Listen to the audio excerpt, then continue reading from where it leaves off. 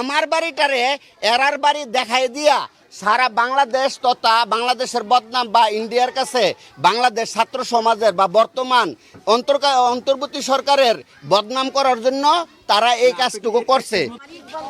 প্রতিবেশীরা জানান, ঝামেলাপূর্ণ জমির পাশে একটি পারিবারিক কালী মন্দির আছে, তবে হামলা ভাঙচুর হয়নি। আর এই যে মন্দির ভাঙছে এটা মিথ্যা কথা। 60টা রুম বেটা কিনছে, এই বেটা রুমটি নিজে ভাঙ্গা হেসে যে ঘটনা ঘটায় মানুষের ফাঁসাইতেছে। আমি একটা মহিলা মানুষ, আমি হিন্দু না, হিন্দু কিন্তু আমি ওর কথা অবশ্যই কমু। যে একটা ভিডিও ছাড়ছে পুরো নেট দুনিয়া তামা বানা হেলাইছে, মিথ্যা একটা ভিডিও। আপনি যান, যা দেখবেন ওর মন্দিরে একটা কিচ্ছু নষ্ট হয় নাই। এই প্রতিবেদনের শুরুতে দেখানো ভিডিওটি যে এই বাড়ির, তখনও তা জানা ছিল না। মন্দিরে হামলা ভাঙচুর হচ্ছে এমন দাবি করে 6 আগস্ট থেকে বেশ কয়েকবার ফেসবুক লাইভে আসেন বাড়ির বাসিন্দা মালতী রানী, যা মুহূর্তে